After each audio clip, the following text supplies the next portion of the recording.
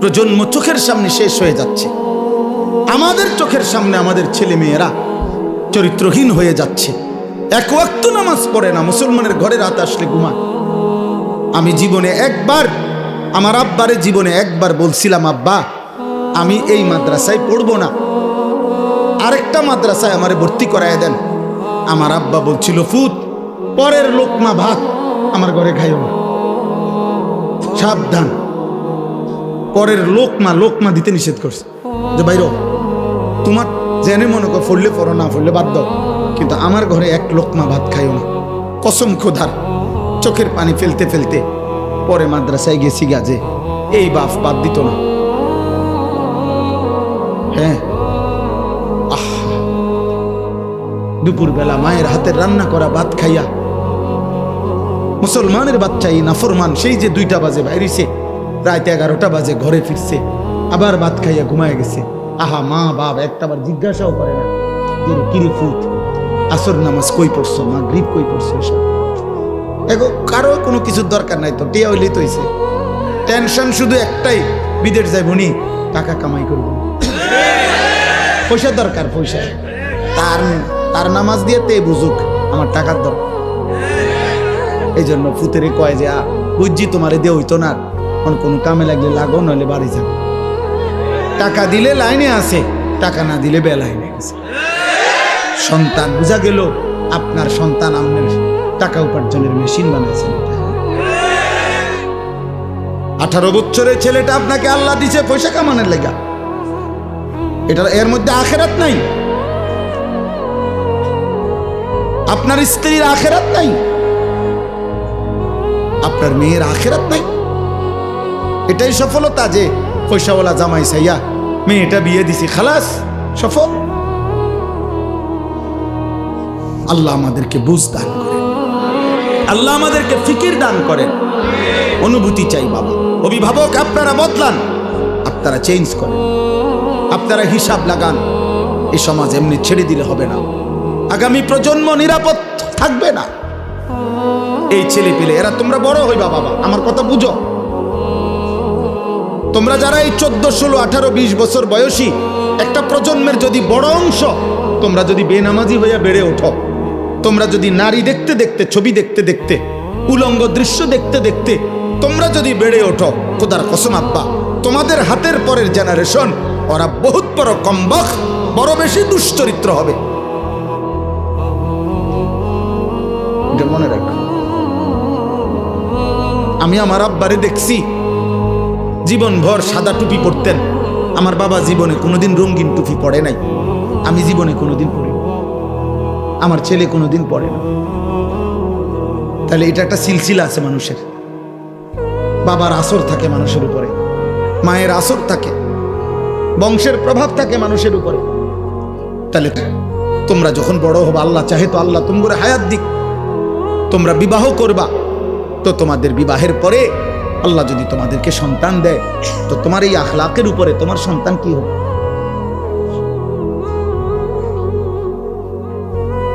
বলো ভাই।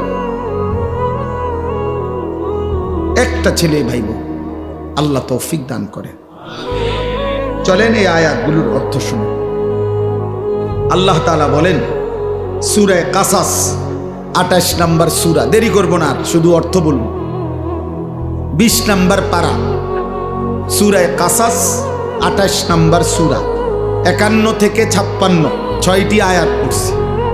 এই তরজমা বলব। আগে 1 মিনিট তরজমার জন্য সুবিধার্থে 2টা মিনিট একটা কথা বলব। আমাদের নবী সাল্লাল্লাহু আলাইহি ওয়াসাল্লাম, ওনার সাহাবারা নবীজি সহ প্রকৃত বড় যেই হিজরত করছেন সেটা হলো মক্কা থেকে মদিনায়। কোথায়?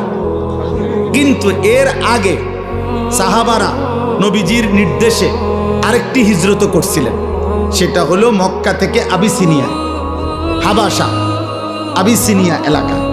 ওইখানকার বাদশাহ ছিল বাদশাহ নাজ্জাশী, যিনি খ্রিস্টান ছিলেন, এবং তার উজির সভাসদ তারাও ছিল খ্রিস্টান। ওইটা খ্রিস্টান অধ্যুষিত এলাকা ছিল। বর্তমান মানচিত্রে এটার নাম হলো ইথিওপিয়া। আমার যে দেখাইছিলেন একজন আল্লাহর ঘরে একজন মৌলানা দেখছিলাম আমরা, ইথিওপিয়া। আলেম। তো এই ইথিওপিয়া মানে আবিসিনিয়া বলতো আগে, হাবাসা, এই হাবসার মধ্যে আল্লাহর নবী সাল্লাল্লাহু আলাইহি সাল্লামের আদেশে নবীজি সাল্লাল্লাহু আলাইহি সাল্লামের নবুয়তের ৭ম বছর সাহাবায়ে কেরাম প্রায় ৭২ থেকে ৭৪ জন ওনারা মক্কা থেকে সেখানে হিজরত করে গেছিলেন। তো তারা যখন, আমি সংক্ষেপে বলতেছি, তারা যখন হিজরত করে চলে গেছে মক্কা ছেড়ে ওই এলাকায়, এই খ্রিস্টানদের এলাকায় নিরাপত্তার জন্য, ওই বাদশাহ খুব ন্যায়পরায়ণ ছিল, এই নাজ্জাশী বাদশাহ। তো মক্কার 2 জন কুরাইশ নেতা, কাফের নেতা মক্কায়, তারা ওই আবিসিনিয়ায় গেছে নাজ্জাশী বাদশার কাছে অভিযোগ নিয়ে যে আপনার এলাকায় আমাদের এলাকার থেকে কিছু দুষ্কৃতিকারী, কিছু মনে করেন চোর ডাকাইতের মতো কইল আর কি, বা কিছু খারাপ চরিত্রের লোক আমাদের এলাকার থেকে ভাইগা আপনার এলাকায় এসে আশ্রয় নিছে, আপনি তাদেরকে আমাদের কাছে ফিরায় দেন, নয়তো আপনার এলাকার নিরাপত্তা শূন্যতা হবে। তো নাজ্জাশী বাদশাহ খ্রিস্টান, সে বলতেছে যেই আসুক আমি সরাসরি তার মুখ থেকে তাদের আত্মপক্ষ সমর্থনের সুযোগ না দিয়া আমি তোমাদের হাতে তুলে দেব না, বাইর করব না, ওরা কথা বলে রোক, আমি শুনি কি কইতে চায়। তো বাদশাহ নাজ্জাশী তখন ওই সাহাবায়ে কেরামের এই জামাতকে খবর দিছে যে তোমাদের বিশেষ একটা প্রতিনিধি বাদশার দরবারে আসো এবং তোমাদের কথা বলো, তোমরা কোত্থেকে আসছো, কেন আসছো, কি হয়েছে তোমাদের ঘটনা বলো। এখন ৭২ জন সাহাবীর পক্ষ থেকে রাসূলুল্লাহ সাল্লাল্লাহু আলাইহি ওয়াসাল্লামের আপন চাচাতো ভাই হযরত জাফর ইবনে আবি তালিব রাদিয়াল্লাহু তাআলা আনহু, জাফর এই মুতার যুদ্ধে যিনি শাহাদাত বরণ করছিলেন, নবীজির আপন চাচাতো ভাই, মানে আলী রাদিয়াল্লাহু তাআলা আনহুর ভাই জাফর, এই উনি নেতৃত্ব দিয়ে আরো 10-12 জন নিয়ে বাদশার দরবারে আসছে। আয়েশা বাদশাহ এবার বলছে যে এই 2 জনকে চিনো? বলছে হ্যাঁ চিনি, ওরা আমাদের এলাকার, ওই যে কুরাইশ যে কাফের 2 জন আইছে না, ওরা, ওদেরকে চিনো? হ্যাঁ চিনি, আমাদের। আচ্ছা, এখন তোমরা কেন আসলা এই এলাকায়, আর তোমরা কি ছিলা, কি হইল, কেন আইলা? তখন তাফসীরের মধ্যে আছে হযরত জাফর ইবনে আবি তালিব রাদিয়াল্লাহু তাআলা আনহু একটা লম্বা ভাষণ দিছে এই বাদশার দরবারে। বলেছে, বাদশাহ আমরা চরিত্রহীন ছিলাম, লম্পট ছিলাম, নারী, জিনা, ব্যভিচার, মদ, জুয়া, হত্যা, খুন, চুরি, ডাকাতি, রাহাজানি, মারামারি, হানাহানি, এই ছিল আমাদের জীবন। আমরা এটাই করতাম। আমাদের জীবন ছিল নারী, নেশা, মারামারি, এই 3 জিনিস এবং যাবতীয় পাপ। আমাদের বংশ থেকে আমাদের দীর্ঘদিনের পরিচিত 40 বছর ধরে আমরা যাকে দেখছি, আমাদের চোখের সামনে যে বড় হইছে, যার চরিত্র আখলাক আমরা একেবারে বুঝ হওয়ার পর থেকে কোনোদিন যার চরিত্রে আমরা কোনো কলঙ্ক দেখি নাই, এমন একজন পুত পবিত্র মানুষ, তিনি আমাদেরকে একটি ধর্মের দিকে আহ্বান করছেন, এক কালেমার কথা আমাদেরকে বলছেন এবং এই যাবতীয় অপরাধ পাপ ছেড়ে দিতে বলছেন। তা আমরা আল্লাহকে মেনে ওই নবীর কথা অনুসরণ করে আমরা আগের যত মন্দ অভ্যাস এগুলো ছেড়ে দিছি এবং এখন আমরা আল্লাহর ইবাদত করি, আমরা মানুষের হক আদায় করি, ইনসাফের উপরে চলতে থাকি, এই আমাদের অপরাধ। এই কথাটা সত্য কিনা এটা অগরে জীবন। ওই যে এই 2 জন এখন মক্কার কুরাইশ এই 2 লোককে নাজ্জাশী বাদশাহ জিজ্ঞাসা করছে যে বলো যে সে যে বলছে এই কথা ঠিক কিনা। এবার হেরা কহ ঠিক, কত তাহলে একটু আগে কি বললা, উল্টাটা বললা কেন? তারা আগে না খারাপ ছিল, এখন তো তারা ভালো হয়েছে। তখন এই শোনেন কথাটা, নাজ্জাশী বাদশাহ তখন উপস্থিত তার খ্রিস্টান যারা সভাসদ, মানে উজির নাজির, তারা তো সব বসে রয়েছে। তো তাদের সামনে বাদশাহ নাজ্জাশী তখন তিনি বললেন ওই যে জাফর রাদিয়াল্লাহু তাআলা আনহুকে, যে তাহলে তোমাদের সেই নবীর উপরে নাজিলকৃত যেই কিতাব কোরআন আসমানি কিতাব, এটা আমার একটু শোনাও তো। তো তখন হযরত জাফর রাদিয়াল্লাহু তাআলা আনহু সূরা মারইয়াম, যেখানে আল্লাহ তাআলা হযরতে মরিয়ম এবং ঈসা আলাইহিস সালামের কথা উল্লেখ করছেন, তারা তো উনারই মানে, কথা বুঝছেন কিনা?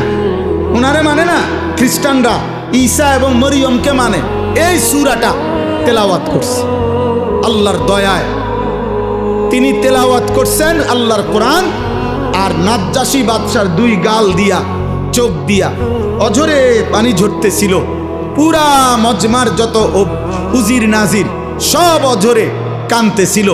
যখন তেলাওয়াত থামছে তখন তিনি বললেন, নাজ্জাশী, যে আল্লাহর কসম, আমি তোমাদের নবীর নাজিলকৃত এই কোরআনের কথা আমি সর্বান্তকরণে মেনে নিলাম। উপস্থিত অনেক লোক এবং বাদশাহ কালেমা পড়ে ইমানদার হইলেন। এরপরে আল্লাহর নবী সাল্লাল্লাহু আলাইহি সাল্লাম যখন নিজে সশরীরে মক্কা থেকে মদিনায় হিজরত করে গেলেন, মদিনায় হিজরতের 7 বছর পর 7ম হিজরিতে মদিনার ইহুদিদের সাথে সাহাবাদের নবীজির একটা চূড়ান্ত যুদ্ধ হয়েছিল, খায়বরের যুদ্ধ। এই খায়বরের যুদ্ধে আল্লাহ তাআলা যখন মুসলমানদেরকে বিজয় দিছেন, এই বিজয়ের পরপর তখন ওই আবিসিনিয়াতে যেই সাহাবীরা এতদিন ওইখানে ছিল, উনারা আর ওইখান থেকে যারা খ্রিস্টান ধর্ম থেকে মুসলমান হয়েছে, এরকম একটা প্রতিনিধি দল মদিনায় আল্লাহ রাসূল সাল্লাল্লাহু আলাইহি সাল্লামের কাছে আসছে। এখানে আসছে আর কি, মদিনায় এখন আসছে। আসার পরে তারা আল্লাহর নবী সাল্লাল্লাহু আলাইহি ওয়াসাল্লাম ওনার কাছে তারা বলছে, আমরা আপনার প্রতিনিধির হাতেই আমরা প্রথম তেলাওয়াত আল্লাহর কোরআন শুনেই আমরা কালেমা পড়ছি, এবং আমরা ইতিপূর্বেও আমাদের নবী ঈসার উপরে নাজিলকৃত ইনজিল এবং আমাদের নবী ঈসাকে আমরা আপনার কোরআনের বর্ণনা যেরকম ঈসা নবীর ব্যাপারে আল্লাহর বান্দা, তিনি আল্লাহর পুত্র না, আমরা ঠিক এটাই মানতাম এবং ইনজিল আমরা মেনে নিছি। আবার আপনার কোরআনও মানলাম, আপনার উপরও আমরা ঈমান আনলাম। আমরা কারো সাথে মন্দ আচরণ করি না। আমরা আপনার জন্য এখন আমাদের আর্থিক সম্পত্তি থেকে সাদাকা করতে চাই, দান করতে চাই। আমরা আমাদের আখলাক ওনাদের সংস্পর্শে আমরা শুনাইলাম। এই কথাগুলো যখন শুনাইছেন তখন আল্লাহ তাআলা কোরআনুল কারীমের এই আয়াতগুলো নাজিল করে এই মানুষগুলো যারা আসছে, যারা আগে নবীর উপরে ঈমান রাখছে, ইনজিল মেনে নিছে, এখন আবার পুনরায় কোরআন শুনেই মেনে নিছে, নবীজিকেও মেনে নিছে, আল্লাহ তাদের প্রশংসা করতে গিয়ে কোরআনুল কারীমের এই আয়াতগুলো নাজিল করছে। এবার দেখেন তরজমা। আল্লাহ তাআলা বলেন, ওয়ালাকাদ ওয়াসালনা লাহুমুল কওলা লাআল্লাহুম ইয়াতাযাক্কারুন। আল্লাহ তাআলা বলেন, আমি আল্লাহ আমার কোরআনের মধ্যে যাবতীয় কথা বারংবার বলেছি।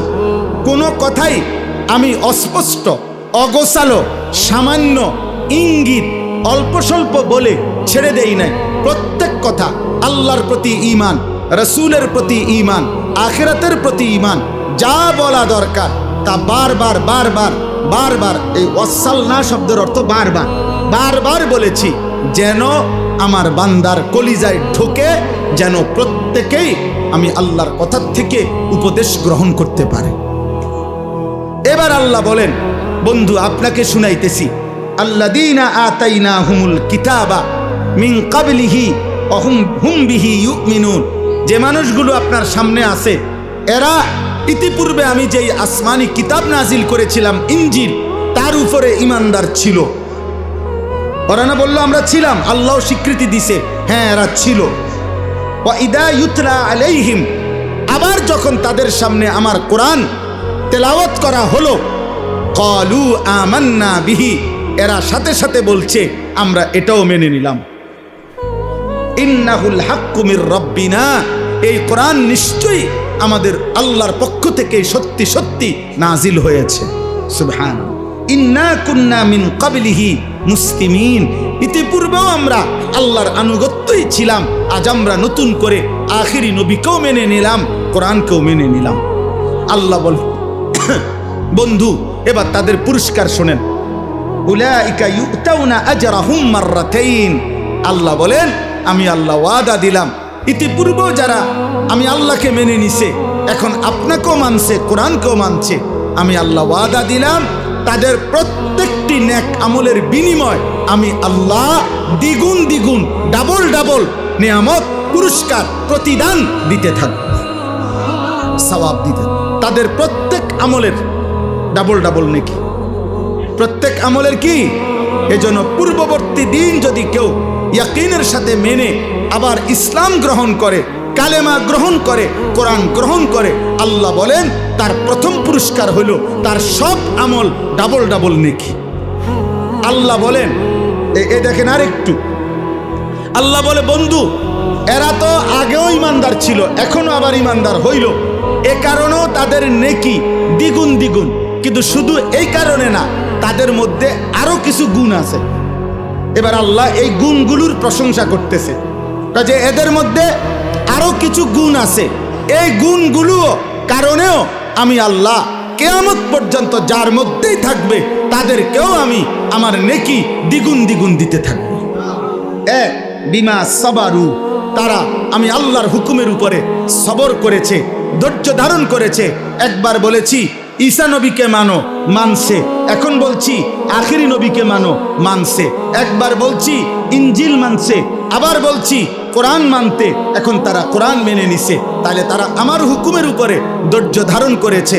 অতএব যে আমার হুকুমের উপরে ধৈর্য ধারণ করে আমি তার নিয়ামত, তার নেকি, তার পুরস্কার দ্বিগুণ দ্বিগুণ দিতে থাকব। দুই ওয়ায়াদরাউনা বিল হাসানাতিস সাইয়্যিআ, তাদের একটা বড় স্বভাব, তারা যেই কোনো মন্দ আচরণের জবাবে উত্তম আচরণ দ্বারা সেটা প্রতিহত করে। এটা তাদের, এজন্য তাদের পুরস্কার দ্বিগুণ। আর এই গুণ যার মধ্যে থাকবে, মন্দ আচরণের জবাবে যে উত্তম আচরণ করবে মানুষের সাথে, আমি তাকেও দ্বিগুণ দ্বিগুণ নেকি দিতে থাকব। তিন নাম্বার ওয়ামিম্মা রাযাকনাহুম ইউনফিকুন, আমি আল্লাহর দেওয়া রিজিক থেকে তারা আমার পথে সাদাকা করছে, দান করছে, এ কারণে তাদের পুরস্কার দ্বিগুণ দ্বিগুণ। এই পুরস্কার কিয়ামত পর্যন্ত যারা আমি আল্লাহকে মেনে আমার পথে প্রতিনিয়ত দান সদকা করতে থাকবে তাদের নেকিও আমি আল্লাহ দেব দ্বিগুণ দ্বিগুণ। চার নাম্বার ওয়া ইজা সামিউল লাগওয়া আরাজু আনহু ওয়া ক্বালু লানা আমালুনা ওয়া লাকুম আমালুকুম, আল্লাহ বলে তাদের একটা বড় বৈশিষ্ট্য, যেই কোনো বেহুদা কথা, বেহুদা কাজ, মন্দ কথা, গুনামিশ্রিত কথা, অশ্লীল কথা, বেহায়া কথা, অসভ্য কথা, নাজায়েজ কথা, হারাম কথার কোনো মজলিস পরিবেশ তারা যখনই দেখে শুনে আরাজু আনহু, তারা তার থেকে সরে যায়। আর তাদেরকে গুনার এই কথার মধ্যে যদি যোগ দিতে বলে, ও আইও না, ওদের বইও না, গপ মারি, গীবত করি, পরের গালিগালাজ করি, তারা বলে লানা আমালুনা ওয়া লাকুম আমালুকুম, তোমার কাজ নিয়ে তুমি থাকো, আমি আমার আল্লাহ নিয়ে আসি। সালামুন আলাইকুম, তোমার জন্য আল্লাহর কাছ থেকে শান্তি কামনা করছি, আল্লাহ যেন তোমাদেরকেও হেদায়েত দেয়। লা নাবতাগিল জাহিলিন, কোন জাহেল, মূর্খ, নাফরমান, পাপীর সঙ্গী আমরা হতে রাজি না। আল্লাহ বলে এটা তাদের আখলাক, এজন্য তাদের পুরস্কার দ্বিগুণ দ্বিগুণ কিয়ামত পর্যন্ত।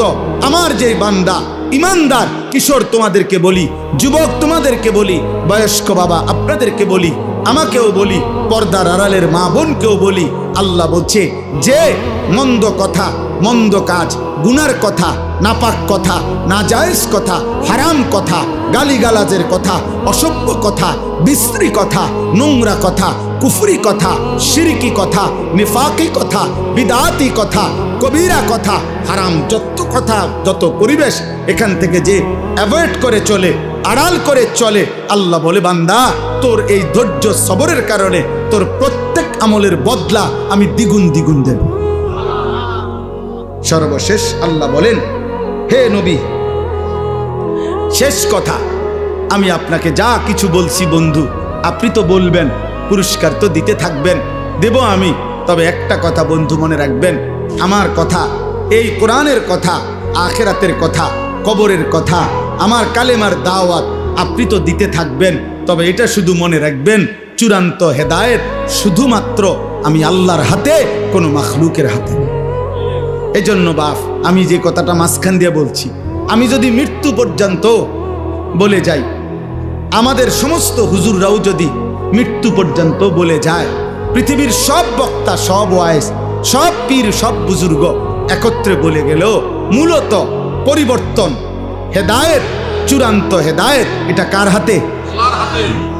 ইন্নাকা লা তাহদি মান আহবাবতা, হে নবী, আপনি একা চাইলে কাউকে হেদায়েত দিতে পারবেন না।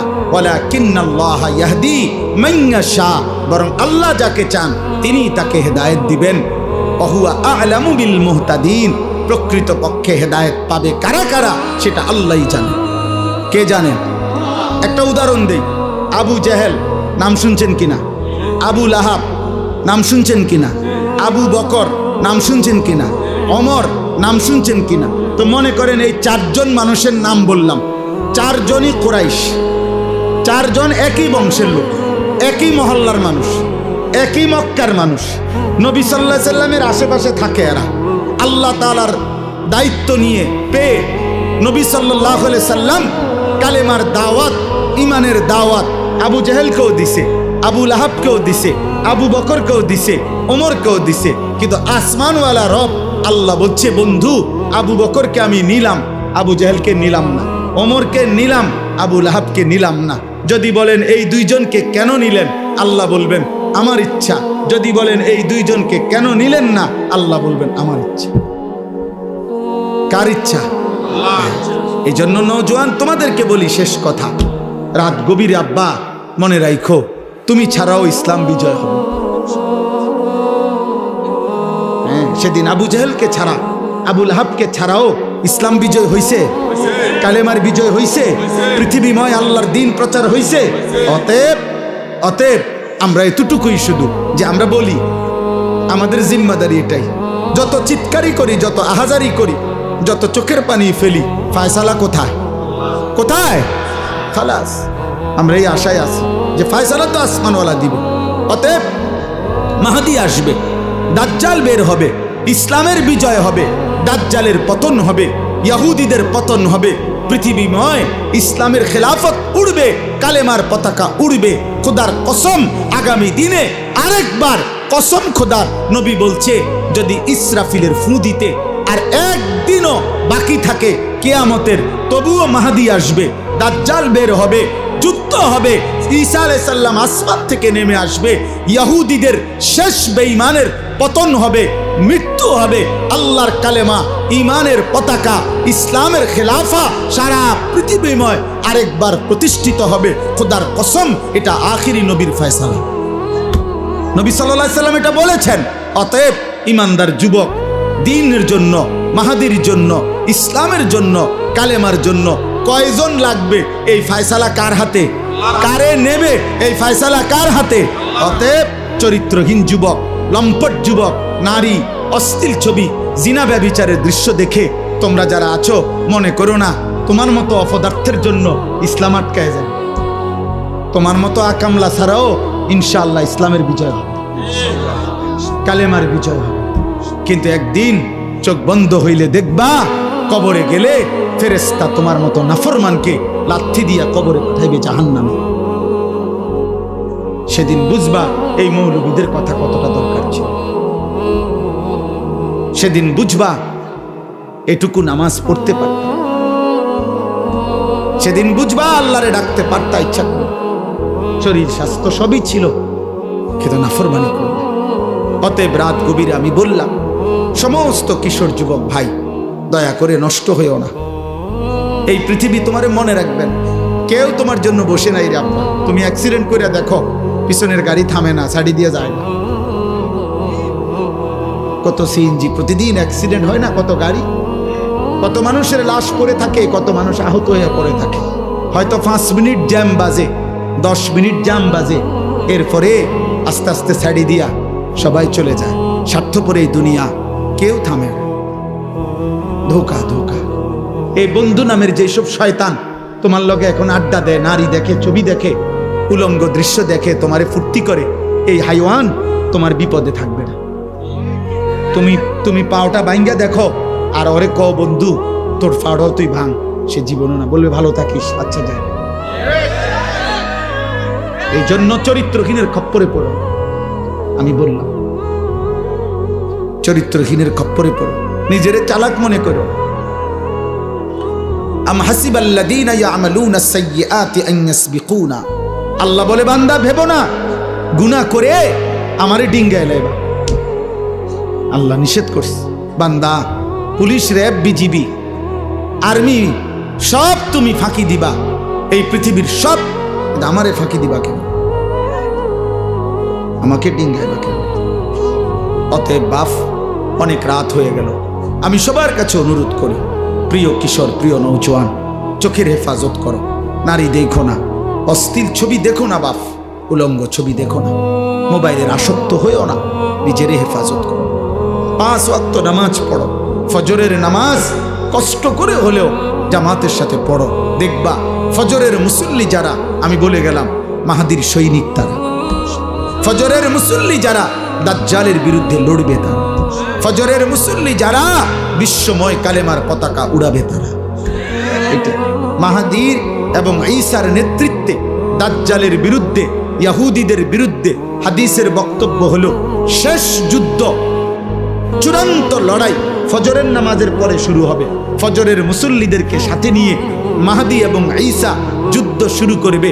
আসরের নামাজের ভিতরেই, আসরের ওয়াক্ত হইতে হইতেই দাজ্জাল নিহত হবে এবং সমস্ত ইহুদি নিহত হবে, এবং আসরের ওয়াক্তে মাহদি এবং ঈসার নেতৃত্বে মসজিদে আকসা বিজয়ের পতাকা, ইমানের পতাকা উড়বে, সারা পৃথিবীময় ইসলামের খিলাফা প্রতিষ্ঠিত।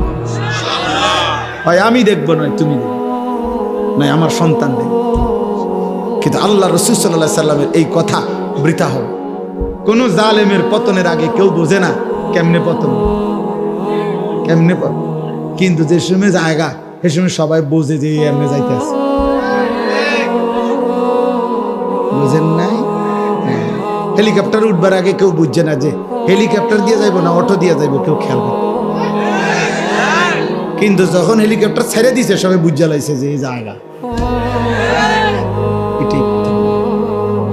ফেরাউন মুসা আলাইহিস সালাম নদী দিয়া যে রাস্তা হইছে 12টা, 1 মিনিট শুনেন তো। ফেরাউন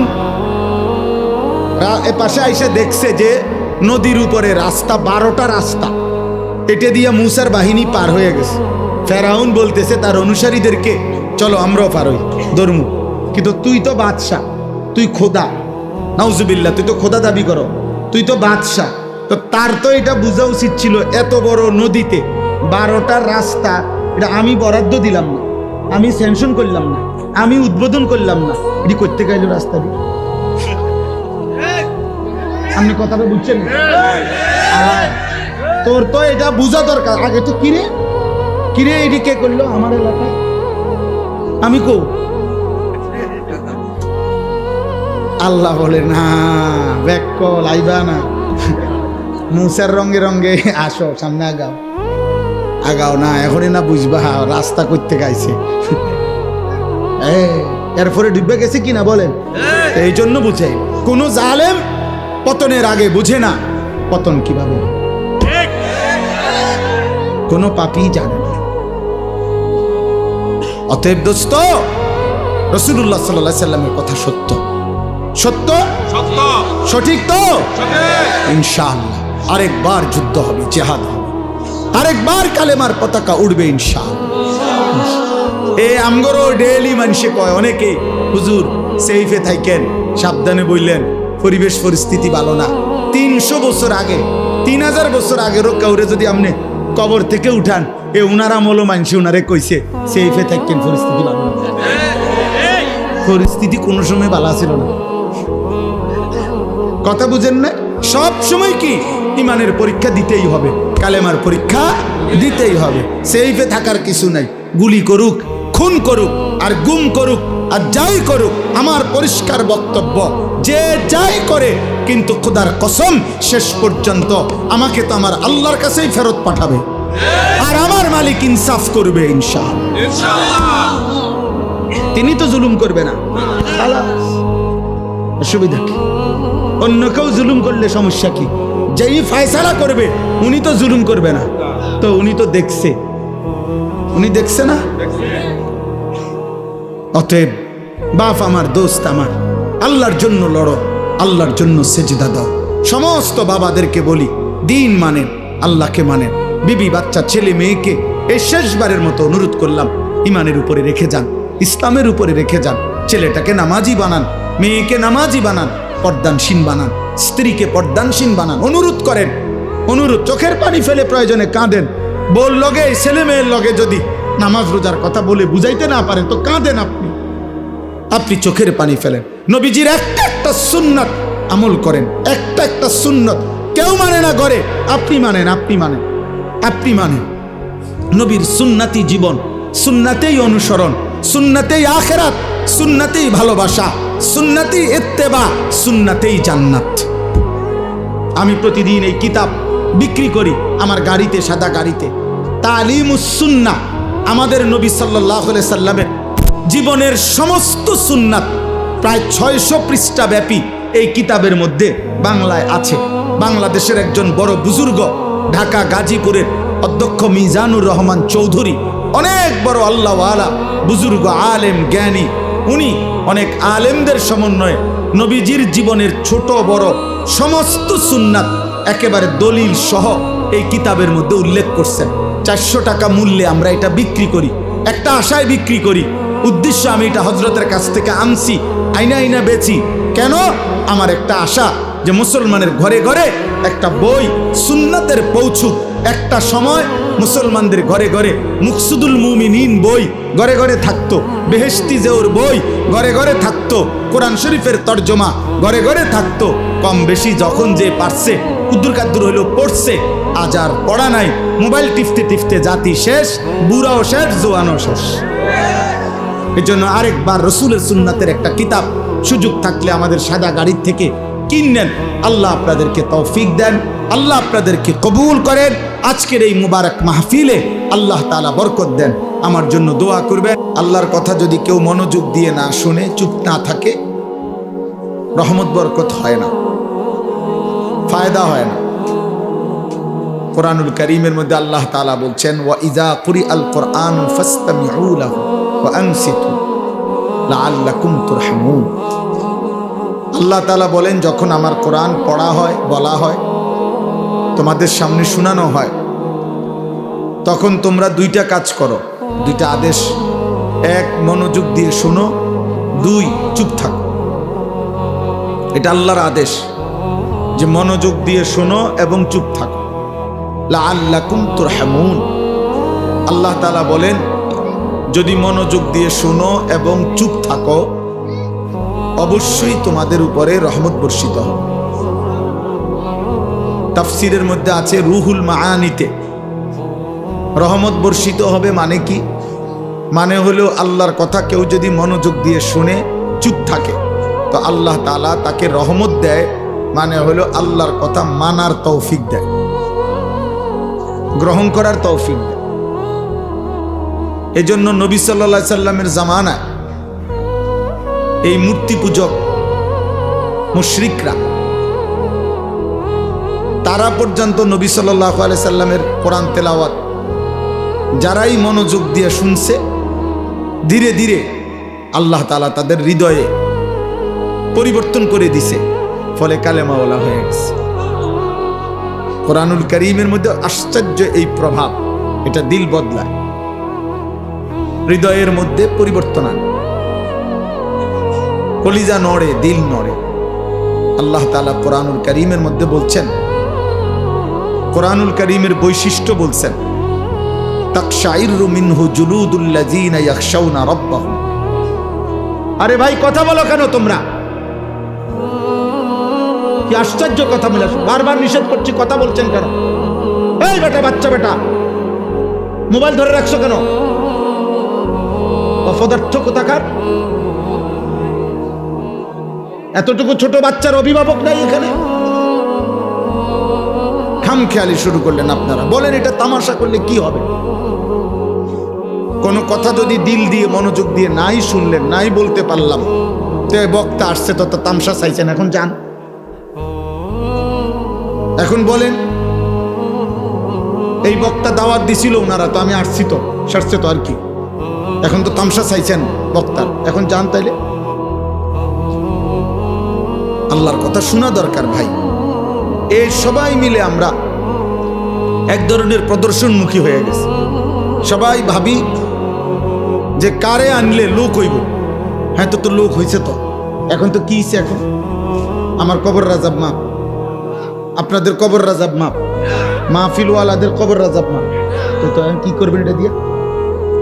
কোন বক্তার জনপ্রিয়তা দিয়ে আপনি কি করবেন? আমারে মনে করেন 1 কোটি মানুষ চিনে, তো আপনার কি? আমারে না চিনে তো আপনার কি? কথা বলেন। আমার কি? আমার নিজের ফায়দা কি? কোরআন কারীমের মধ্যে আছে, আল্লাহ তাআলা বলেন ওয়াকুল্লুহুম আতিহি ইয়াউমাল কিয়ামাতি ফারদা। কিয়ামতের দিন আল্লাহ তাআলার সামনে সকলকেই আসতে হবে। আল্লাহ তাআলা বলছে ফারদান, একজন একজন। তাহলে আমি জনপ্রিয়তা দিয়া যে ওই আমার ফলান্ডি ডাক, আমি এখন আল্লাহর কাছে যাইতেছি হিসাব দিতে, এ কথা বললে হবে? তো তাইলে বলবেন কি? এই জন্য বাপ, এটা জরুরি বিষয়। আল্লাহর কথা যদি মনোযোগ দিয়ে নাই শুনেন, তো শুধু শুধু এই কষ্ট, এই রাত জাগা। রাত অনেক হয়েছে, বাইরে প্রচন্ড ঠান্ডা, কুয়াশা, শীত, এর ভিতরেও আলহামদুলিল্লাহ আপনারা এই পরিমাণ মানুষ এবং কিশোর ভাই, নওজোয়ান, তোমরা আসছো আব্বা, এ তো মুবারক, ভালো কথা। কিন্তু এবার তো আল্লাহর কথা বলতে দাও, শুনতে দাও, তাইলে ফায়দা হবে। একটা মাহফিলের আয়োজনের মধ্যে অনেক কষ্ট আছে।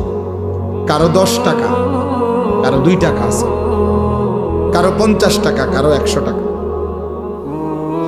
এই 10 টাকা 50 টাকা জমা কেউ হয়তো বলছে যে আচ্ছা যায় না, আইয়েন, আরে রবিবারে আইয়েন, কেউ কইছে সোমবারে আইয়েন, ফিরাই দিছে, বেচারা হয়তো আবার গেছে। এইভাবে বারবার গিয়া গিয়া দাঁড়ে দাঁড়ে একটা মাহফিলের জন্য কালেকশন করে, কষ্ট করে। এরপরে এই আয়োজন, এই আলো, এই ঝলমল, এই প্যান্ডেল, এই সামিয়ানা, এই সব কিছু হয়।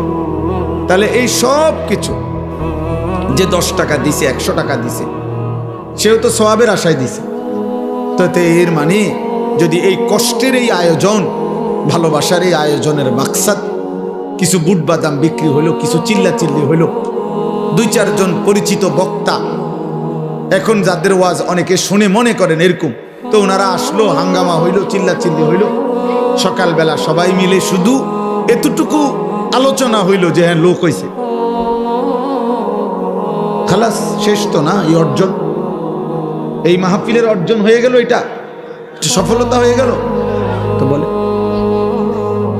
কোরআনুল কারীমের মধ্যে আল্লাহ তাআলা বলেন ওয়া ইন তুতি' আকসারা মান ফিল আরদ ইউদিল্লুকা আন সাবিলিল্লাহ। তো কোরআন শরীফের আয়াত। আল্লাহ তাআলা বলেন, বন্ধু নবীজিকে বলছেন, জমিনের মধ্যে বেশি মানুষ যেদিকে, আপনি যদি তাদেরকে অনুসরণ করেন বেশি মনে কইরা, তারা মনে রাখবেন আপনাকে আল্লাহর পথ থেকে গোমরাহ করে দিন। কোরআনের আয়াত। আল্লাহ কোরআনুল কারীমের মধ্যে বলছে ওয়া কালিলুম মিন ইবাদিয়াশ শাকুর, আমার কৃতজ্ঞ অনুগত বান্দা কম, কালিল। আল্লাহ তাআলা বলে কালিলাম মা তাযাক্কারুন, আমি আল্লাহর কথা থেকে উপদেশ গ্রহণ করে নিজের জীবনের জন্য গ্রহণ করে কম। কালিলাম মা তাশকুরুন, আল্লাহ তাআলা বলেন আমি আল্লাহর কথা শুনে আমার কৃতজ্ঞতা আদায় করে কম। ইবলিস শয়তান আল্লাহকে বলছিল যে আল্লাহ আমি যাচ্ছি দুনিয়ায়, আপনি আমাকে তাড়ায় দিলেন, তবে মনে রাখবেন আমি দুনিয়াতে গিয়ে আপনার প্রতিটা বান্দার সামনে পিছনে ডানে বামে চতুর্দিক থেকে 24 ঘন্টা গুনার ওয়াসওয়াসা দেব, গুনাহ করতে চেষ্টা করাবো।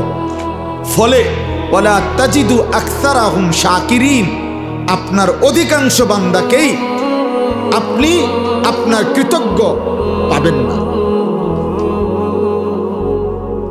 তাহলে বেশি এটা কোনো সফলতার কিছু না, কম এটা কোনো ব্যর্থতার কিছু না। সফলতা কিংবা ব্যর্থতা আখিরাতের বিবেচনায় সংখ্যার উপরে না, সংখ্যার উপরে।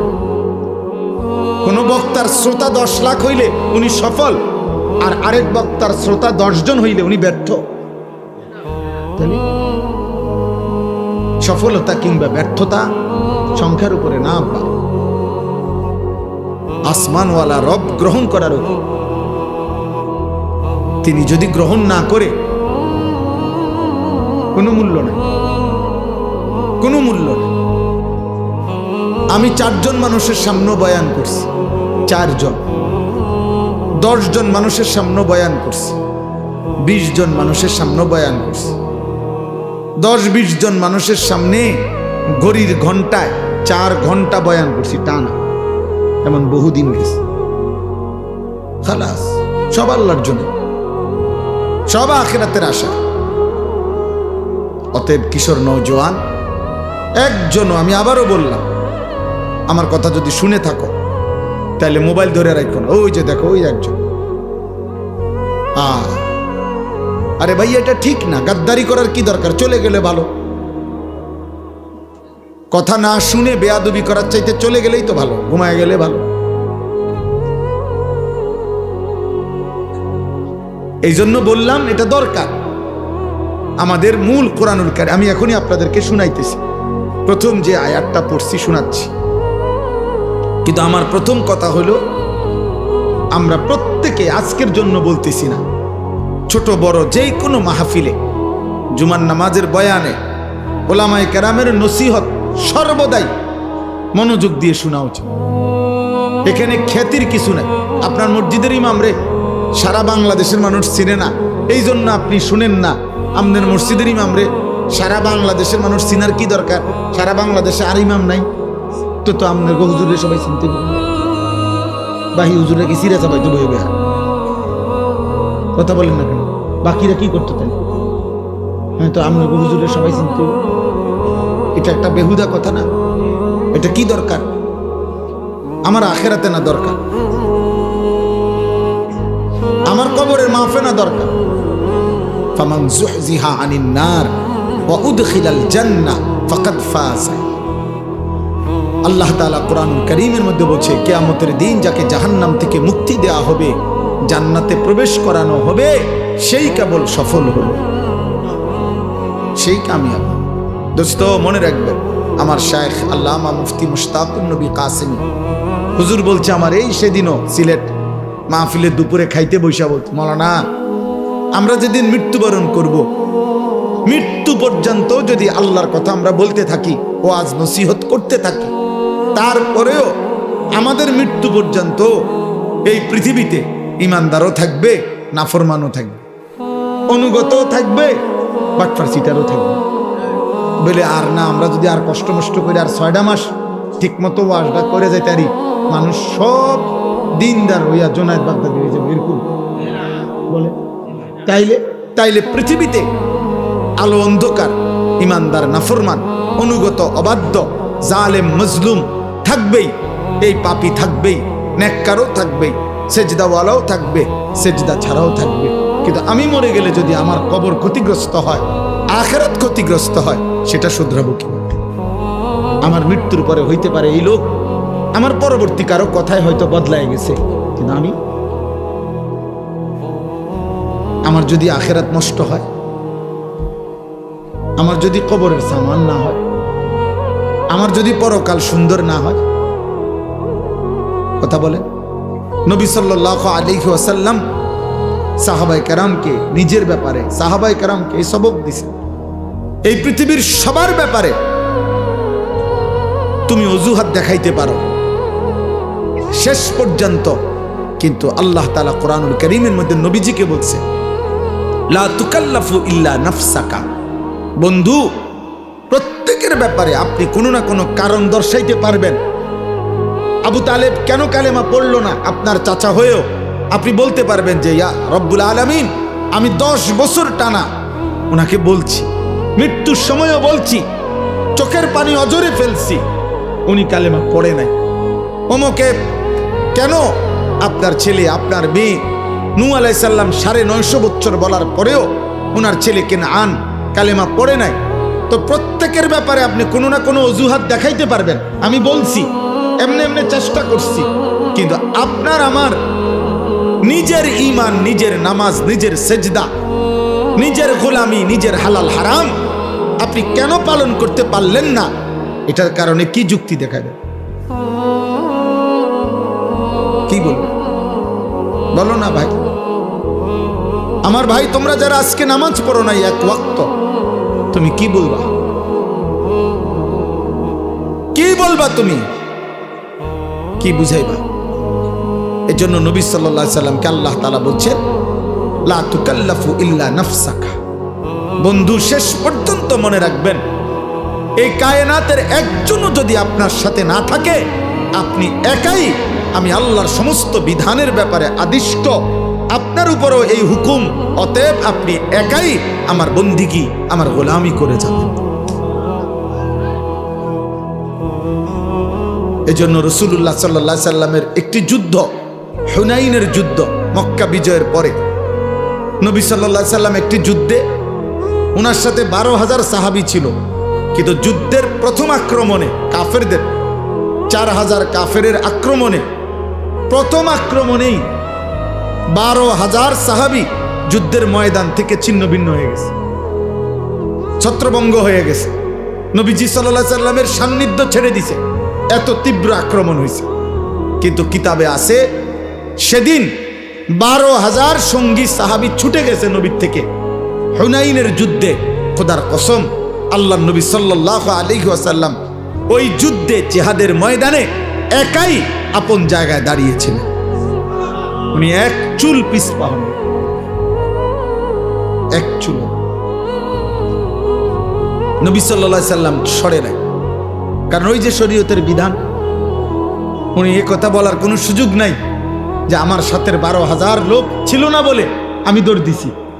আল্লাহ বলবেন, না বন্ধু, 12,000 ওরা কেন দৌড় দিছে সেটা ওদেরকে জিজ্ঞেস করবো, আমনে দৌড় দিছেন কি লেগে, এটা কর।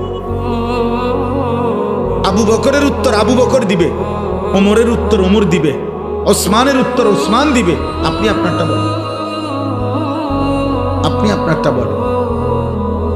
এই জন্য দোস্ত, কোরআনুল কারীমের মধ্যে অসংখ্য কথা আছে, যে কথাগুলো রাসূলুল্লাহ সাল্লাল্লাহু আলাইহি সাল্লামকে এক বচনের শব্দ দিয়ে আল্লাহ সরাসরি উনাকে লক্ষ্য করে বলছে, অথচ নবী সাল্লাল্লাহু আলাইহি ওয়াসাল্লাম মাসুম, নিষ্পাপ। এক বিন্দু, এক জাররা, এক ঘুণাক্ষরেও আল্লাহর মর্জির খেলাফ কিছু তিনি করতেই পারেন না, করেনই নাই জীবনের কোনো সেকেন্ড। কিন্তু এরপরও আল্লাহ তাআলা শুধু নবীজিকে লক্ষ্য করে অনেক কথা বলছেন কোরআন। ফাকাতিল ফি সাবিলিল্লাহ, এই এক বচনের শব্দ, আপনি একাই আল্লাহর পথে যুদ্ধ করুন। নবীজিকে আল্লাহ বলছে, লা ইন আশরাকতা লা ইয়াহবাতান্না আমালুকা। নবীজিকে বলছে, বন্ধু, আপনি যদি শিরিক করেন, আমি আপনার পুরা জিন্দেগীর সমস্ত আমল একসাথে নষ্ট করে দেব। নবীজিকে বলছে, ওয়ালা তাজআল মা আল্লাহি ইলাহান আখার। নবীজিকে বলছে, সাবধান, আমি আল্লাহর সাথে কাউকে মিলাবেন না, শিরিক করবেন না। আপনাকে বলছি নবী, ফাতুলকা ফি জাহান্নামা মালুমান মাদহুরা। সাংঘাতিক কথা, যদি আপনি রাসূল শিরিক করেন, তাহলে আপনাকেও অপমানিত করে জাহান্নামে ছুঁড়ে ফেলা হবে। কাকে বলছে? রাসূলুল্লাহ সাল্লাল্লাহু আলাইহি ওয়াসাল্লাম। বুঝেন, দিন আল্লাহ তাআলা নবী সাল্লাল্লাহু আলাইহি সাল্লামকে পালনের ব্যাপারে কি পরিমাণ কঠোরতা করছে। কোরআনুল কারীমের মধ্যে আছে, ওয়ালাউ তাকাওয়ালা আলাইনা বা'দাল আকাবিল লা আখাযনা মিনহু বিল ইয়ামিন সুম্মা লাকাতা'না মিনহুল ওয়াতিন। এই আয়াত সাংঘাতিক। তাফসীরের মধ্যে আছে, এই আয়াত যখন নাজিল হইছে, নবীজি কাঁপছে, কাঁপা উঠছেন নবীজি। আল্লাহ বলছে, বন্ধু, আপনাকে বলছি, আপনি আমার শ্রেষ্ঠতম রাসূল, মাহবুব আমার। আপনি যদি আমি আল্লাহর নামে একটা কথা, সামান্য বাউস, মানে কিছু সামান্য কথাও যদি বানিয়ে বলেন, আমি বলি নাই, আপনি আমার নামে চালাই দিলেন, আমি আল্লাহ বলি নাই, এমন সামান্য কথাও যদি আপনি বলেন, আল্লাহ তাআলা বলছেন, আমি আপনার ডান হাত এভাবে টেনে ধরবো, ডান হাত টানলে মাথা আসবে, আর আপনার কল্লাটা আপনার শরীর থেকে আলাদা করে দেব। আপনি পড়ে দেখেন এটা তর্জমা। নবীকে বলছেন আমি আপনার হাত টেনে ধরবো এবং আপনার গর্দান আপনার দেহ থেকে আলাদা করে ফেলব। কি অর্থ এটার? কাকে বলছে বুঝছেন? এটা তো আমাদের হালাত কি? কোরআনুল কারীমের মধ্যে আছে নবীজি সাল্লাল্লাহু আলাইহি সাল্লাম জীবনে একবার একজন অন্ধ সাহাবী নবীজির কাছ থেকে দ্বীন শিখতে আসছে। নবীজি তখন মক্কার কুরাইশ কাফেরদেরকে দাওয়াত দিচ্ছিলেন। নবীজি ওনার দিকে তাকাইয়া ভাবছেন ও তো আমার পক্ষেরই লোক, আমার সাহাবী, তাকে আমি পরে বলি। তো ফলে ওনার থেকে চেহারা তাকাইয়া আবার ফিরে গেছেন, দিয়া কাফেরদেরকে দাওয়াত দিচ্ছিলেন। আল্লাহ তাআলা কোরআনুল কারীমের সূরা নাজিল করে নবী সাল্লাল্লাহু আলাইহি সাল্লামের এই আচরণ সংশোধন করে দিয়েছেন। আল্লাহ বলছে, বন্ধু এটা কিন্তু ঠিক হলো না, ঠিক হলো না। আপনি আপনার একজন সাহাবীর দিকে তাকিয়ে চেহারা আবার ঘুরাইয়া ফেললেন। আন জাআহুল আ'মা, কি অন্ধ দেখে না? আল্লাহ বলতেছে কি ঘটনা, কি সে অন্ধ দেখা? নবীজিকে বলতেছে, নবীজি আপনার কাছে একজন অন্ধ আসছে, আপনি তাকে অন্ধ মনে করে ফেরত দিলেন, মূল্যায়ন করলেন না। কাজটা কি করলেন? ওরা যত মোটা তাজা হোক, ওরা তো বেঈমান। এ যত দুর্বলই হোক, এ তো ইমানদার। আপনার উচিত ছিল ইমানদারকে প্রাধান্য দেওয়া। আল্লাহ তাআলা সংশোধন করে দিয়েছে। কোরআন শরীফে আছে কাল্লা ইন্নাহা তাযকিরা, সাবধান নবী, এটা আমি আল্লাহ আপনাকে উপদেশ দিলাম। এভাবে বলছে, তাফসীরের মধ্যে সব কিতাবে আছে। এই অন্ধ সাহাবীকে এরপরে নবী সাল্লাল্লাহু আলাইহি সাল্লাম যখনই দেখতেন আসতেছে, হযরত আব্দুল্লাহ ইবনে উম্মে মাকতুম রাদিয়াল্লাহু তাআলা আনহু উনারে দূরে থাকতেই নবীজি সাল্লাল্লাহু আলাইহি সাল্লাম আগের থেকে কথা বলতেন, মারহাবান, আহলান সাহলান, স্বাগতম, তুমি আসো, আগে তোমার কথা, পরে অন্য কথা, তোমার কথা কর, এইভাবে বলতেন। এই জন্য বাপ, আমার বলার উদ্দেশ্য হলো, আমি মোবাইলটা বন্ধ করতে বলছি এই জন্য। মূল উদ্দেশ্য হলো হয়তো মোবাইল দিয়ে কাউকে দেখাইবেন, কাউরে দেখানোর দরকার নাই। বাপ নিজের জন্য গ্রহণ করে, নিজের জন্য গ্রহণ করে। আমি মরে গেলে দোস্ত, তুমি মরে গেলে, বাবা আপনি মরে গেলে, এই পৃথিবী যত আধুনিকই হোক, আপনার কি আমার কি? আপনার কি আমার কি? হায় মুসলমান, এটা বুঝেন না। আমার মৃত্যুর পরে যদি আমার বংশের সবাই সাদের দেশেও যদি ঘরবাড়ি করে, তা আমি কি? আমার তো নাই, আমি তো নাই, আমি তো কবরে, আমি তো কবরে। কিয়ামতের দিন যদি নবী সাল্লাল্লাহু আলাইহি সাল্লামের সুপারিশে, মনে করেন হাসরের ময়দানের 100 কোটি মানুষ কথার কথায়, তো সকলকেই আল্লাহ নবীর সুপারিশে জান্নাত দিছেন, শুধু একজন ব্যক্তিকে আল্লাহ তাআলা জাহান্নাম দিছে মনে করেন, তো সেই একজন যদি আমি আনিসুর রহমান হই, তাহলে বাকি সবাই জান্নাতে গেলে আমার কি লাভ? আমার কি লাভ তখন? ঠিক আছে, ওরা সবাই জান্নাতে গেছে, আমি তো জাহান্নামী হলাম। তখন বাকিদের জান্নাতে যাওয়ার দ্বারা জাহান্নামী ব্যক্তি এইটারই বলবে, যাক আমি জাহান্নামে জ্বলতেছি, আমার ফুট তো ব্যস্ত গেছে, এটা নিয়ে কইব। আমি জাহান্নামী হইলে আমার কি, যাক আমার বউ তো জান্নাতে গেছে, এটা নিয়ে বলবো। বরং আফসুস করবে, আফসুস, আফসুস করবে।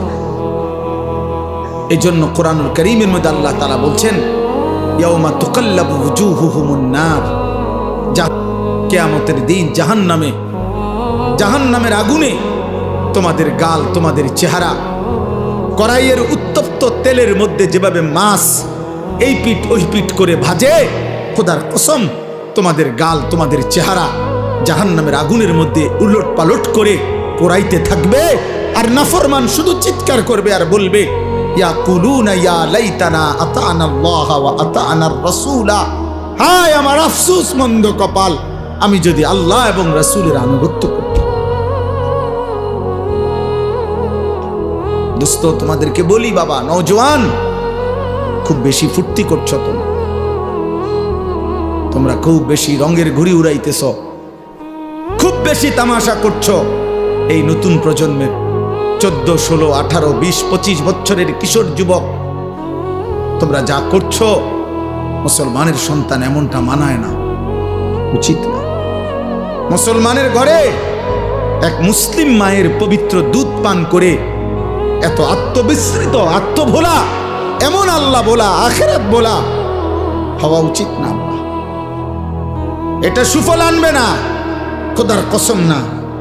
আখিরাত তো নাই দুনিয়ার মধ্যেও।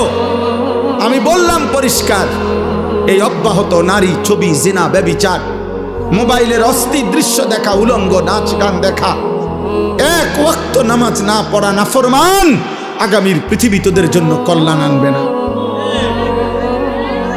মনে রাখো, তোমরা অধিকাংশ কিশোর যুবক ছেলের চেহারা দেখলে পরিষ্কার বোঝা যায়, এই যেগুলা দাঁড়ায় আছো, বসে আছো, অধিকাংশই নওজোয়ান বেনামাজি। তোমরা, তোমাদের চেহারার মধ্যে নামাজের কোনো চিহ্ন নেই। বেনামাজি, বেয়াদব, বেনামাজি, বেয়াদব। আসমানের নিচে জমিনের উপরে বেনামাজির চাইতে নিকৃষ্ট কোনো বেয়াদব আর কেউ। যার কপালে সেজদা নাই সে পৃথিবীর যেই কোনো নিকৃষ্ট জানোয়ারের চাইতেও নিকৃষ্ট। জানোয়ার এই জন্য সেজদা দেয় না, কারণ কোন জানোয়ারের উপরে সেজদার হুকুম নাই। মানুষ নামের এই জানোয়ারকে আল্লাহ সেজদা দিতে বলছে, অথচ সে সেজদা দেয় না, এই জন্য এইটা জানোয়ারের চাইতেও নিকৃষ্ট। কুত্তা এই জন্য সেজদা দেয় না, কুত্তার উপরে সেজদার বিধান নাই। শূকর এই জন্য সেজদা দেয় না, শূকরের উপরে সেজদার বিধান নাই। ছাগল, গরু এই জন্য সেজদা দেয় না, তাদেরকে আল্লাহ সেজদা দিতে বলে নাই। আব্বা তোমারে বলছে, তোমারে বলছে বাপ। এজন্য আসমানের নিচে জমিনের উপরে আল্লাহর কোরআনে আল্লাহ বলছে, ফাখালাফা মিন বাদিহিম খালফুন, সর্বনিকৃষ্ট মানুষ। কোরআন শরীফের আয়াত, সবচেয়ে নিকৃষ্ট মানুষ আল্লাহ বলছে কারা? আল্লাহ বলছে আদাউস সালাহ, এক, যারা তাদের নামাজ নষ্ট করে। দুই, ওয়াত্তাবাউস শাহওয়াত, যারা তাদের শাহওয়াত, মনের হারাম চাহিদা, কুবাসনা, মনের চাহিদা শুধু পূরণ করে, আল্লাহর বিধান, রসুলের বিধান, হালাল হারামের বিধান কোনো পরোয়া করে না। খোদার কসম, আল্লাহ বলছে তারা সর্বনিকৃষ্ট প্রজন্ম, ওরা নিকৃষ্ট, নিকৃষ্ট, নিকৃষ্ট, নিকৃষ্ট। অতএব বেনামাজি ছেলেরা, তোমরা যারা আজকে সারা দিনে এক ওয়াক্ত নামাজ পড়ো নাই, নাফরমান, তুমি চলে গেলে ভালো হয়। যাও এখান থেকে, সরো, যা বেটা নাফরমান, চলে যা বেটা। তোর মতো নাফরমানের ভালোবাসা দিয়ে আমি কি করবো? আমি কি ভোটে দাঁড়াইছি বেটা? আমি কি ভোটে প্রার্থী? আমি কি নির্বাচনের গণসংযোগে আসছি বেটা? তামাশা দেখা কি করবা? হুজুরের কি করবা? মুসলমানের ঘরে এমন নিকৃষ্ট সন্তান কেমনে হইলা? 365 দিনে, খোদার এক বছরে কোনোদিন ফজরের নামাজ পড়লা না, এত বড় জানোয়ার কেমনে হইলা? এত বড় জানোয়ার হইলা কেমনে? তোর মা তোকে দুধ পান করায় নাই? তোর মা তোকে আল্লাহ চিনায় নাই? তোর বাপ তোকে বলে নাই? তোর মক্তবের হুজুর তোকে বলে নাই? তোদের গ্রামের মসজিদে আজান হয় না? তোদের পাড়ায় মহল্লায় তোর সামনে আর কেউ নামাজ পড়ে না নাফরমান? তুই মুসলমানের ঘরে ঘুমাস না বেটা? তোর কোনো অভিভাবক নাই বেটা? হ্যাঁ, সিনেমার ওই নর্তকী তোর অভিভাবক বেটা? মোবাইলের ওই উলঙ্গ নারী, ফুটবলের খেলোয়াড়, ক্রিকেটের খেলোয়াড়, ইউরোপ আমেরিকার কোনো বেঈমান? বলো আব্বা। জন্ম মুসলমানের ঘরে, চুল রাখলা কেন বেঈমানের মতো করে? তোর আব্বা ভুলে গেলি কেন বেটা? এই নাফরমান, বাপ ভুলে গেলে তার পরিচয় থাকেনি বেটা। বল বেটা, একটা ছেলে বল, এই চুল কার মতো রাখছ বেটা? মাথা নোয়াইলে কি হবে বেটা? মুসলমানের ঘরে জন্ম নিছ কিনা বেটা, দাঁড়ায় বল বেটা। অপদার্থ মুশরিক বেঈমানের মতো, কোন ইহুদি বেঈমান, কোন খ্রিস্টান বেঈমান, কোন মুরতাদ, কোন আল্লাহর দুশমন, কোন বেঈমানের মতো চুল রাইখা মুসলিম পরিচয় দাও কোন লজ্জায়, কোন শরমে বেটা, কোন শরমে? ছি ছি ছি বেটা, ছি। সেজদাবিহীন কপাল যাদের, তোদের কপালে থুতু মারলাম, থু তোর কপালে, থু তোর কপালে থুতু দিলাম। তুই রবের দুশমন, ইসলামের দুশমন, আল্লাহর দুশমন। আমার নবী সাল্লাল্লাহু আলাইহি সাল্লামের 23 বছরের চোখের পানির কোনো কদর করলা না। আমার নবীর তায়েফের প্রতি ফোঁটা রক্তের কোনো কদর করলা না। আমার নবীর উহুদের ধান্নার শহীদ করা রক্তের কোনো কদর করলা না। যে নবী আমার পেটে পাথর বাঁধছে উম্মতের জন্য ক্ষুধার কষ্টে, হাসরের ময়দানে তিনি জিজ্ঞেস করবে, উম্মত তুই কি শুনুস নাই? উম্মত আমি না তোর জন্য তায়েফে এত রক্ত ঝরাইছি। মক্কার কাফের বেটা, নবীজির রক্ত মাখা তায়েফের রক্তাক্ত দেহ, মক্কার সবচেয়ে বড় কাফের উতবা, নবীর বড় দুশমন ছিল যে ব্যক্তি মৃত্যু পর্যন্ত আবু জেহেল আবু লাহাবের সাথে উতবা নামে এই কাফের সর্দার সর্বপ্রথম আমাদের নবী সাল্লাল্লাহু আলাইহি সাল্লামকে তায়েফ থেকে নবী যখন ফিরে আসছে মাঝপথে রক্ত মাখা দেহ তখনও মুছে নাই। খোদার কসম কিতাবে আছে এই উতবা নবীকে দেখছে প্রথম এই কাফের সর্দার। এরই ভাতিজাত নবীজি আজকে 11 বছর নবীর বিরোধিতা করে গেছে মক্কায়, কিন্তু তায়েফ থেকে নবী ফিরে আসছে উতবার বাগানে নাখলা নামক জায়গায়, মক্কা এবং তায়েফের মাঝামাঝি জায়গায়। নবী সাল্লাল্লাহু আলাইহি সাল্লাম যখন ঢুকছে তখন উতবা বাগানে ছিল। সে দূর থেকে তাকাইয়া দেখছে ভাতিজার সারা দেহে রক্ত মাখা, তায়েফ থেকে ফিরে আসছে। আল্লাহর কসম কিতাবে লিখছে সে তো কালেমা পড়ে নাই, কিন্তু এই কাফের সর্দার নবীজির রক্ত মাখা দেহ দেখা চিৎকার দিয়া কাঁদছে আর বলছে, তায়েফবাসী আজ 11 বছর আমরা আমাদের ভাতিজার বিরোধিতা করি, কিন্তু কোনোদিন তাকে এভাবে মারি নাই। তোরা আমার ভাতিজারে কেমনে পারলি এভাবে মারতে?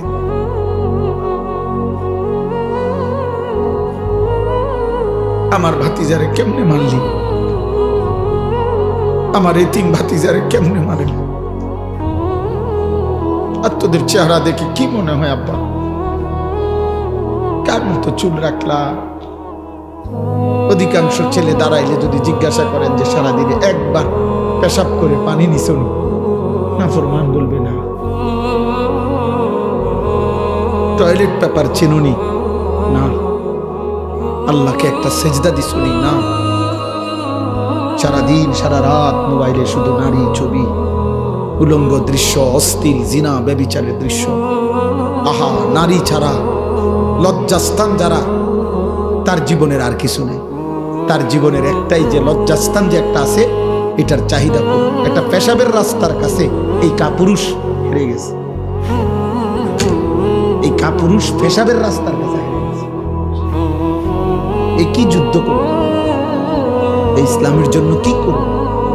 এ তো সামান্য পেশাবের রাস্তার শাহওয়াত, লজ্জাস্থানের চাহিদা। এর জন্যই এই সারাদিন নারী দেখে, ছবি দেখে, উলঙ্গ দৃশ্য দেখে। এ কি খাবারের চাহিদা পূরণ করে এটা দিয়া? তৃষ্ণার চাহিদা পূরণ করে এটা দিয়া? শরীরের মধ্যে সুস্থতা আনে এটা দিয়া? ভিটামিনের জন্য এটা? তো কি চাচা বলো? আর লজ্জাস্থানের চাহিদা আর কি? তাইলে বেটা কাপুরুষ, তুই বেটা পেশাবের রাস্তার কাছে হারিয়ে গেছ। তোর মতো আকামলা দিয়া পৃথিবীতে হবে কি বেটা? বল বেটা।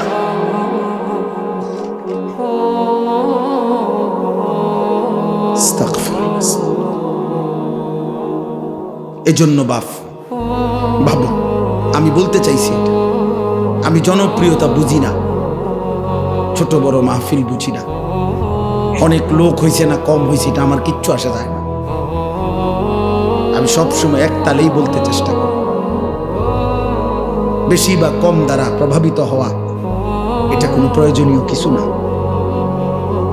নবী সাল্লাল্লাহু আলাইহি ওয়াসাল্লাম বলছেন, ফাওয়াল্লাহি লা আন ইয়াহদিয়াল্লাহু বিকা রাজুলান ওয়াহিদান খায়রুন লাকা মিন হুমুরিন নাআম।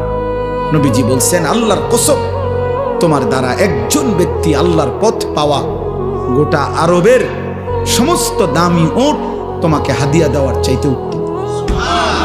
কয়জন? এক যুবক আল্লাহ চিনবে, এক যুবক মালিককে সেজদা দিবে, আমার 30 বছর সার্থক। এক যুবক যদি বলে, আল্লাহ আমি আপনাকে আর নারাজ করব না, আমি আপনাকে সেজদা দেব, এক ফোঁটা চোখের পানি যদি কোনো যুবকের পড়ে, আমার 21 বছর সার্থক। আমি তো ভোটে দাঁড়াইছি না যে আমার এত মানুষের সমর্থন দরকার, আমি ভোটে তো দাঁড়াই কোনো প্রার্থী না, আমার কোনো মার্কা নাই, আমি কোনো মার্কার প্রচারণাও করি না, তাইলে আমি জনসমর্থন দিয়ে করব কি?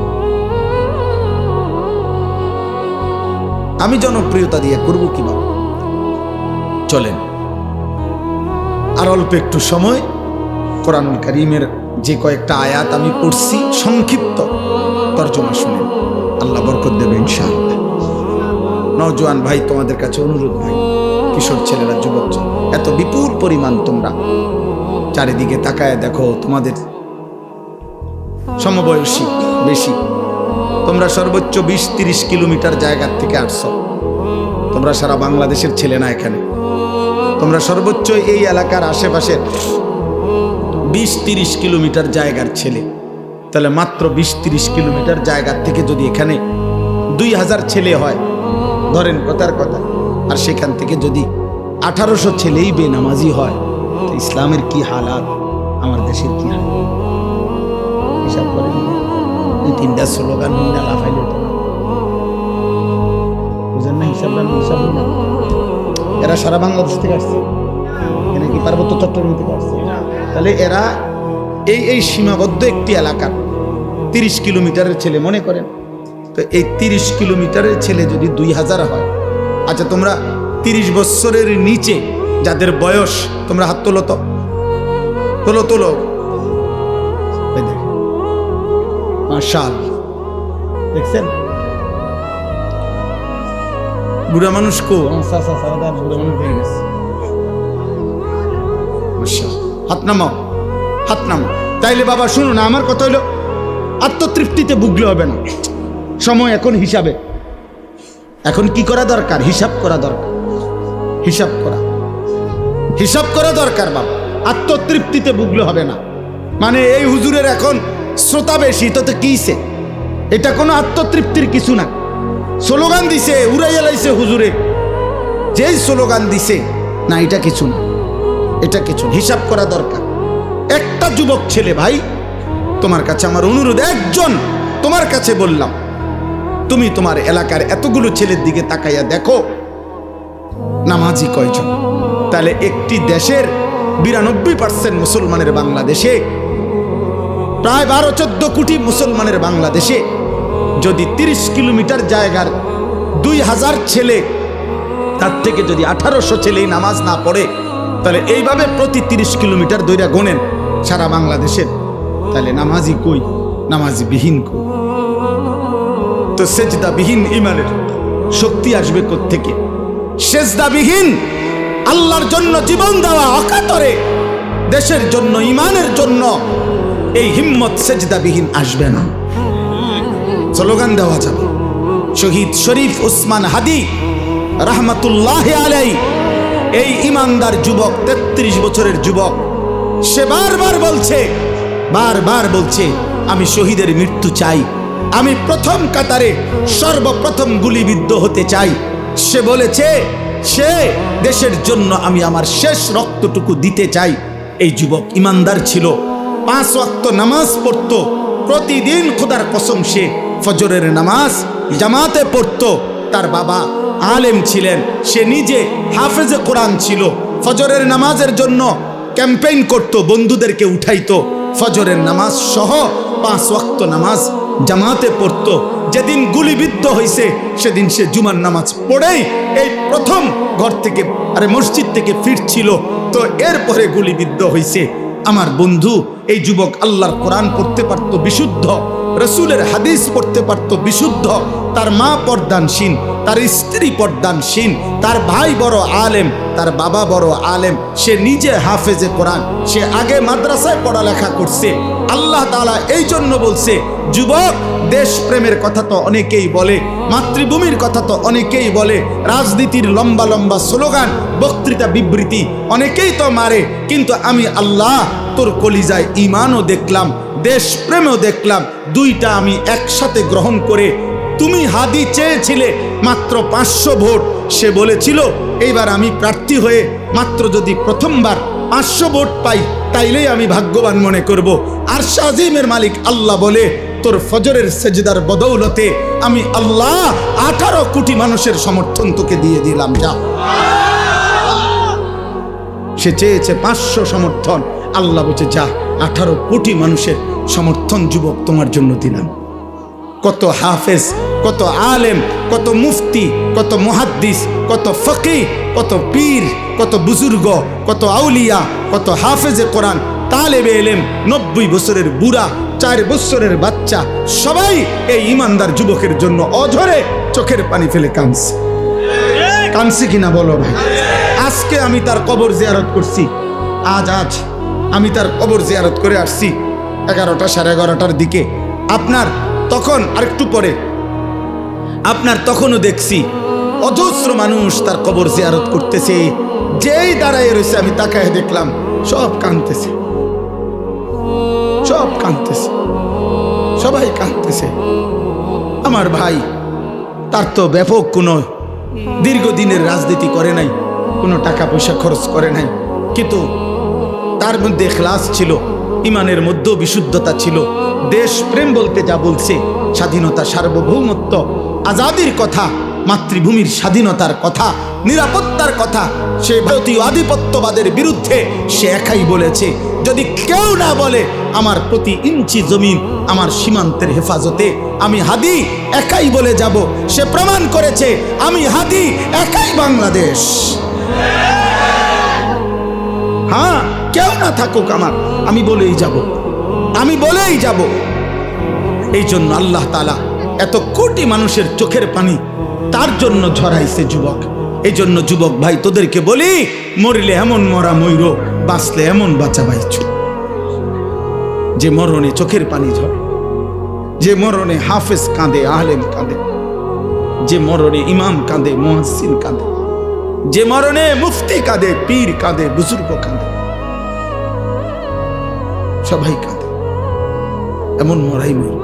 নারী দেখতে দেখতে ময়ূর না, ছবি দেখতে দেখতে ময়ূর না, আব্বা উলঙ্গ নাচ দেখতে দেখতে ময়ূর না, সেজদাবিহীন আল্লাহর নাফরমানি করে করে যদি মরে যাও আব্বা, তওবা না করো, আল্লাহ যদি মাফ না করে, খোদার কসম আখেরাত তো মিলবেই না। দুনিয়া, এই নাফরমান সন্তান মনে রাখিস আব্বা, দুনিয়া কোন জানোয়ার তোকে স্মরণ করবে না। মানুষ তো দূরে থাক, নাফরমানকে পৃথিবী মনে রাখে না, পাপীকে পৃথিবী শ্রদ্ধা করে না, দুনিয়া নাফরমানকে সম্মান করে না। দুনিয়া ভোগ করা যায়, দুনিয়া ফেরাউনও ভোগ করছে, কিন্তু আজকে কোনো মানুষ পৃথিবীতে ফেরাউন এই নাম কোনো কুত্তার নামও রাখে না, নমরুদ এই নাম কোনো মানুষ কুত্তার নামও রাখে না, আবু জাহেল এই নাম কোনো মানুষ, আমার নবীর এই দুশ্মনের নাম কোনো কুত্তার নামও কেউ রাখে না। আবু লাহাব আমার নবীর এই দুশ্মনের নাম পৃথিবীর মানুষ কোনো কুত্তার নামও রাখে না। নাফরমানের নাম থাকে না। এ বাতে খাইতে পারবা, এ বেডি সাইবারি, হ্যাঁ চা, অসুবিধা কি? দেখো নর্তকী, দেখো জিনাবে বিচারের দৃশ্য দেখো, নিজের হাত নিজের লজ্জাস্থানে নাপাক ব্যবহার করে নাপাক করো, বীর্যপাত হচ্ছে, অস্থিরতা করছো, নিজের শরীর নাপাক। হ্যাঁ, একদিন দেখবা আর ঘুম ভাঙ্গে না, একদিন দেখবা চোখ বন্ধ হয়ে গেছে, এই চোখ আর খুলবে না, আর খুলবে না, আর খুলবে না। সেদিন বুঝবা স্বার্থপর এই দুনিয়া কাউকে মনে রাখে না। কাউকে না, কাউকে মনে রাখে না। আমি অনুরোধ করলাম 1450 বছর আগে এক যুবক কৃষ্ণাঙ্গ ছিল, কালো, হাবশি, গোলাম, কৃতদাস, কালো চেহারার, কিন্তু আল্লাহকে রাজি করে গেছে। 5 ওয়াক্ত নামাজের সেজদা দিছে।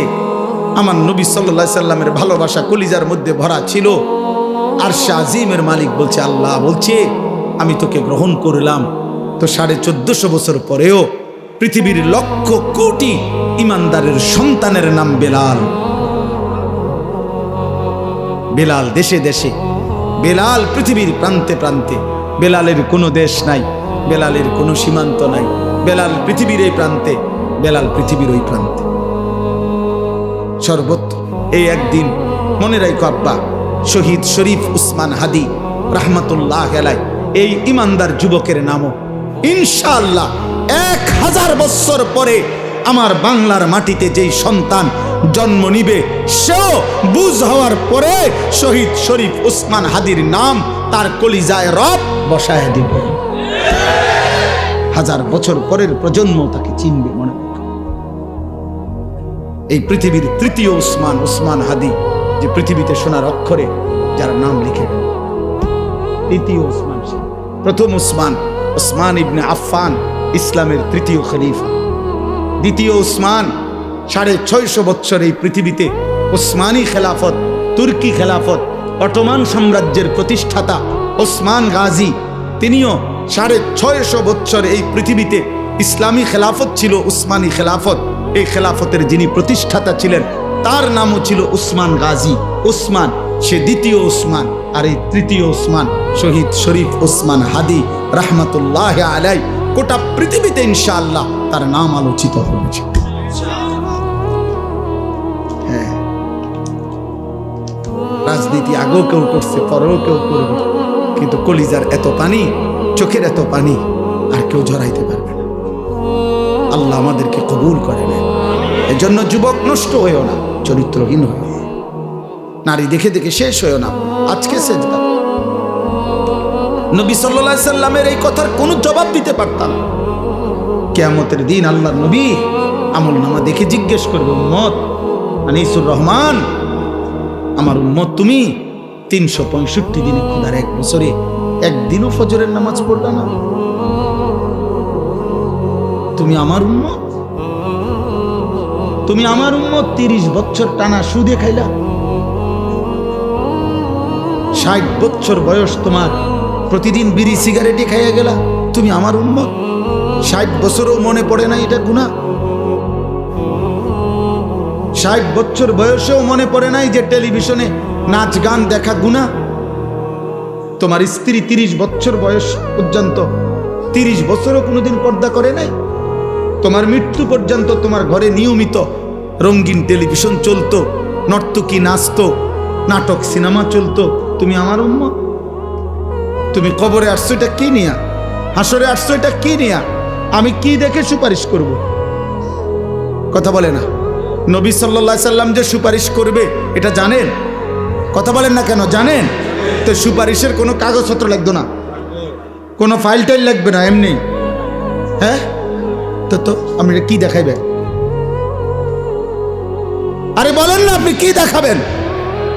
এই সুদখোর বাপ, আপনি কি দেখাবেন?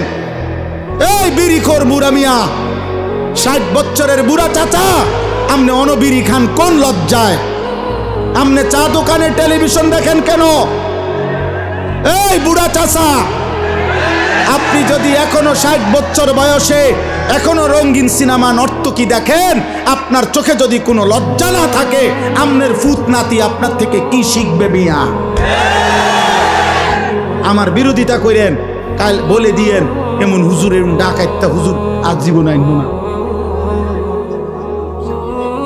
কইেন আপনি বলে যাই না, তাহলে অন কন তারা রেকর্ডিং করে রাখ যে এমন হুজুর আর আইন না। এরকম ঢাকায় হুজুর তো দেখছি না।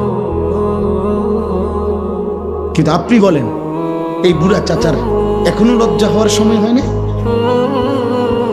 আপনার 60 বছরও আপনার শরম হইতো না? ছি ছি ছি ছি। আপনার থেকে আখলাক শিখবে কিভাবে? আখেরাত শিখবে কিভাবে?